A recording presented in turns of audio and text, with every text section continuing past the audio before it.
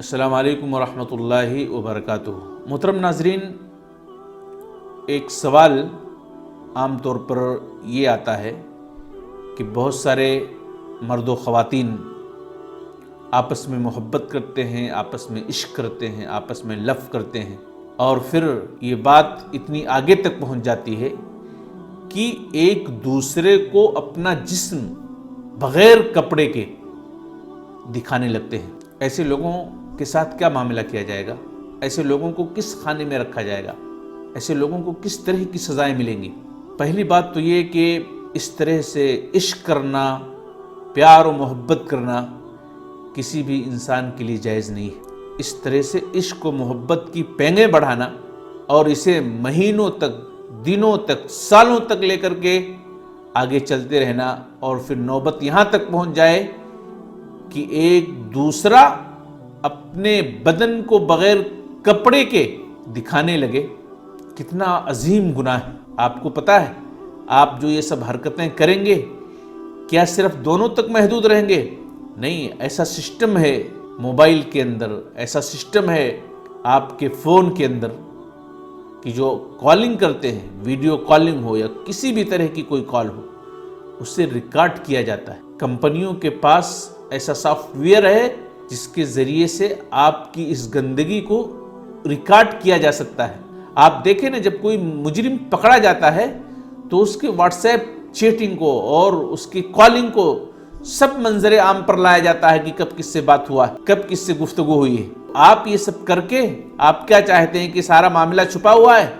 چھپا ہوا نہیں ہے، یہ لوگوں کے سامنے بھی آ سکتا ہے۔ تو شرعی اعتبار سے، دنیاوی اعتبار سے تو لوگوں کے سامنے یہ آ ہی سکتا ہے، لیکن شرعی اعتبار سے یہ کتنا بڑا گناہ ہے آپ کو پتہ ہے؟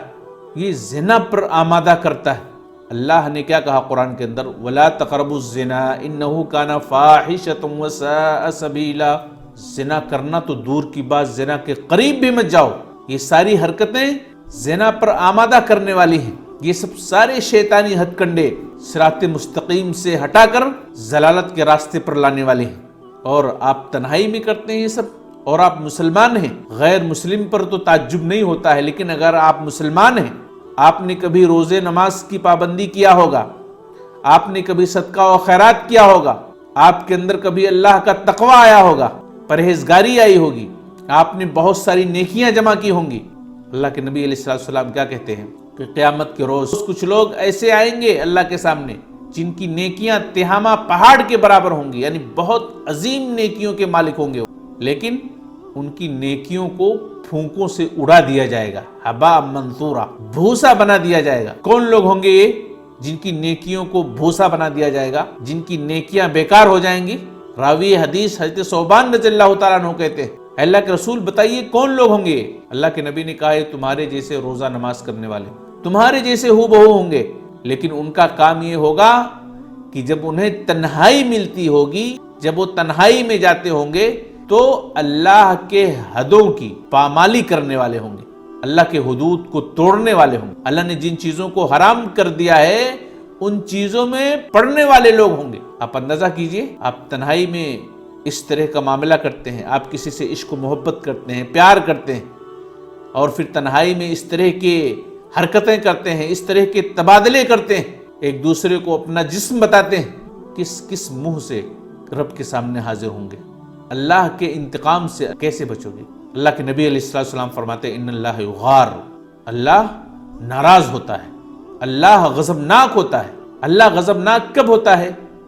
جب اس کے حدوں کو پار کیا جائے، جب اس کے حرام کردہ چیزوں میں داخل ہوا جائے، جب اس کے حدود کی پامالی کی جائے، یعنی گناہ کا کام کیا جائے، اللہ سخت ناراض ہوتا ہے۔ نبی کریم صلی اللہ علیہ وسلم کے حوالے سے بھی یہی بات آتی ہے کہ نبی کریم صلی اللہ علیہ وسلم غصہ نہیں ہوتے تھے، لیکن جب شریعت کی دھجیاں اڑائی جاتی تھی، لیکن جب اسلامی تعلیمات کو پامال کیا جاتا تھا، اسلامی احکام کی خلاف ورزیاں کی جاتی تھی، اللہ کے نبی علیہ السلام غصہ ہو جایا کرتے۔ تو اس طرح کی حرکتیں اگر آپ کرتے ہیں، یقین مانیں بہت دنوں تک آپ سیف نہیں رہ سکتے. کبھی نہ کبھی اللہ تعالیٰ آپ کے اس غلط چیز کو اجاگر کر دے گا. کبھی نہ کبھی اللہ تعالیٰ آپ کی اس طرح کی حرکتوں کو لوگوں کے سامنے لے آئے گا. اگر یہاں بچ گئے کسی طرح سے تو پھر وہاں کیسے بچیں گے جہاں اللہ نے کہا، جہاں کے بارے میں یوم تبلی السرائر، یاد کرو اس دن کو جس دن رازوں کو اللہ کھول دے گا. رازوں کو کھول دے گا.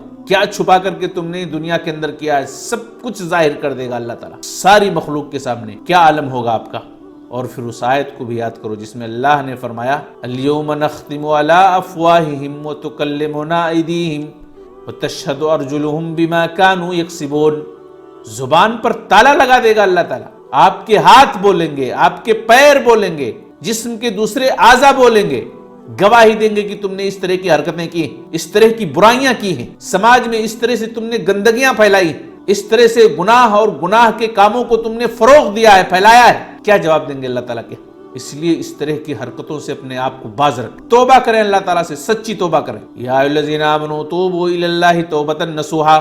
اے ایمان والو سچی توبہ کرو. ایسی توبہ کہ پھر اس طرح کی گناہ کی طرف کبھی پلٹ کر جاؤ ہی نہیں. تو اس طرح کے معاملے اگر کریں گے دنیا میں بھی پکڑے جا سکتے ہیں، دنیاوی اعتبار سے بھی پکڑے جا سکتے ہیں. آپ کے ان رازوں کو فاش کیا جا سکتا ہے، آپ کے ان رازوں کو منظر عام پر لایا جا سکتا ہے. اگر دنیا میں کبھی بچ گئے تو مرتے وقت تمہیں اس کی سزا ملے گی، مرنے کے بعد بھی تم کو اس کی سزا ملے گی. اور جب آخرت میں جب فیصلہ ہوگا، جب نیکیاں اور بدیاں آپ کی تولی جائیں گی تو آپ کی یہ برائی ساری نیکیوں کو کھا جائے گی. پھر آپ کہاں جائیں گے؟ جس کی برائیاں نیکیوں پر بھاری ہو گئی، کیا راستہ ہوگا آپ کے لیے؟ آپ کے لیے تو سیدھا جہنم ہوگا. تو میرے بھائیو اس طرح کی حرکتیں کرنے سے باز رہیں، رک جائیں، توبہ کریں. اسی میں ایک بات اور میں جوڑ دیتا ہوں کہ بہت سارے میاں بیوی جن کا شرعی طریقے پر نکاح ہوا ہے لیکن وہ دور رہتے ہیں ایک دوسرے سے، وہ بھی کبھی اس طرح کی حرکتیں کرتے ہیں، محبت میں اس طرح کی حرکتیں کرتے ہیں، پیار میں اس طرح کی حرکتیں کرتے ہیں. یہ سیف نہیں ہے، یہ محفوظ نہیں ہے. یہ ساری چیزیں اوپن ہو سکتی ہیں، لوگوں کے سامنے لائی جا سکتی ہیں. اس لیے آپ بھی اس طرح کی حرکتیں نہ کریں. اللہ تعالی ہم سب کو دین پر چلنے کی توفیق دے. آمین. السلام علیکم ورحمۃ اللہ وبرکاتہ.